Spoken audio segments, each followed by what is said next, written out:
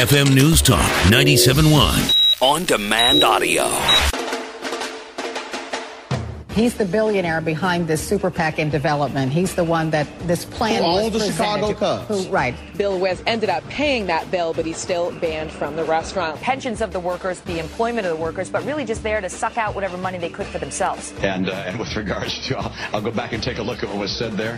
He takes a swipe at Romney. They take a swipe at John McCain, who was old and confused. You're listening to Allman in the Morning. Common Sense Radio. Yes, indeed, everybody, it is. And we are pleased to have an important guest on with us this Friday morning. His name is Senator Rand Paul.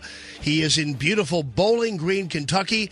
And he and Senators Mike Lee and Jeff Sessions, these guys, and Pat Toomey, by the way, these guys have been very aggressive and serious about the approaches to spending and our budget, even as we talk about ridiculous other stuff, distractions on down the line.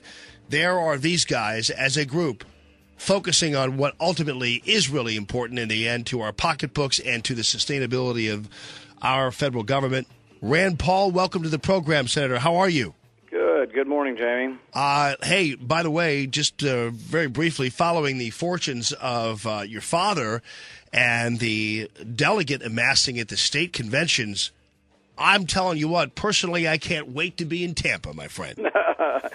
There could be fireworks. Who knows? But, I know in St. Charles County and in various places around Missouri, there were a little bit of contention, wasn't there? Yo, absolutely. And these guys, and I think people have finally learned, especially those, and the Romney people weren't as bad as some of the other folks, that you can't act like people who support Ron Paul are somehow intruders to the Republican Party or the conservative movement, because that's far from the truth, and it's to your peril to not acknowledge their importance. So, well, the bottom line is that if we believe in the rule of law, we ought to believe in following our own rules at our own conventions and our own primaries. Right, and it's all within the rules of what's going on with the delegate count.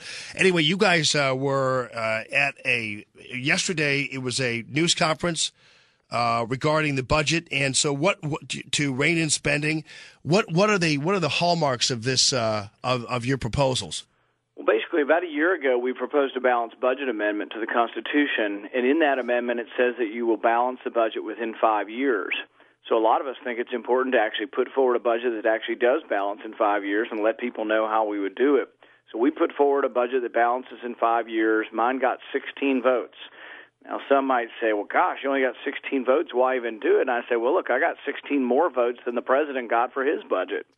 So, the president's budget never balances. It balances in infinity. Mine balances in 5 years. And so a lot of these people are like, well, why would you compromise?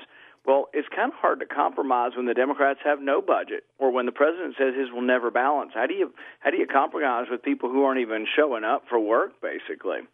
Yeah. So now, in the end, what are there are tough decisions down the line. I mean, we have to start making some tough decisions. So, what are some of the tougher ones you want us to make? Well, it's not that I want you to make them; it's that we have to as a society. Right. 65% of the budget is three programs. They're called mandatory programs or entitlements: Medicare, Medicaid, and Social Security. They're all bankrupt. Social Security now pays out more than comes in. It's $6 trillion in the hole over the next couple of decades. Medicare's worse. It's $35 to $40 trillion in the hole. So what we did in our budget is we did entitlement reform, what any responsible person would do with their budget when they're out, when what's coming in does not provide for what goes out. We simply changed the eligibility. We gradually raised the age for eligibility, and we means test the benefits. We fixed both programs. We give senior citizens the same congressional health care plan their congressman has, and it saves money because it brings in some market forces. But the bottom line is we're willing to step up and say what needs to be done to fix the budget and to save Social Security. The other side's not showing up for work. I said on the floor of the Senate yesterday they should turn their pay back in because they're not showing up. They didn't present a budget. That's against the law not to present a budget, and they didn't present a budget. So really they are abdicating their duty, and they really don't deserve to be paid. Boy, I'd say. And certainly, though, I'm sure that they'll be piping in in reaction to your proposal, though, they'll talk about how Republicans want to steal money from the elderly, and they want to take this and take that and take back this and take back that. I'm sure they'll be squawking loudly, regardless of the fact that they didn't show up. Well, the interesting thing is that means testing, actually what it does is it takes some benefits away from those who made more money, and what it does is it protects those who didn't make much. So if you made $20,000 a year your whole career and then you're retired, it doesn't touch your Social Security. But if you made $100,000 a year, you're going to get a couple $100 less in your Social Security each month. And so what we're doing is, in order to save the system, we're instituting something called means testing, where the wealthy get a little bit less in benefits or have to pay a little more for their Medicare, more of the actual cost for Medicare. You know, if you're a millionaire under my plan, you pay the full cost of Medicare. And these are just things that have to happen. These aren't things I'm dreaming up because I really want to get involved in this. This isn't the most popular thing in the world. I'm doing it because we're broke as a country, and I think we're going to have a chaotic situation if we don't fix the entitlement programs. Yeah, and again, this isn't nearly as radical as it could be. And so you guys really are still, in the end, looking out for those who can least look out for themselves. You still are doing that. Well, and the thing is the plan that we have for Medicare, allowing every senior citizen to have the congressional health care plan, you know whose idea it was? It was John Kerry's idea. In 2004, he ran on getting everybody into the congressional health care plan. That was part of his platform. He won't even return my phone calls. I can't get an appointment to meet with him. I've tried to meet with him to talk to him about his own idea, to see if he'll sign on to his own idea, but I can't get a meeting with him.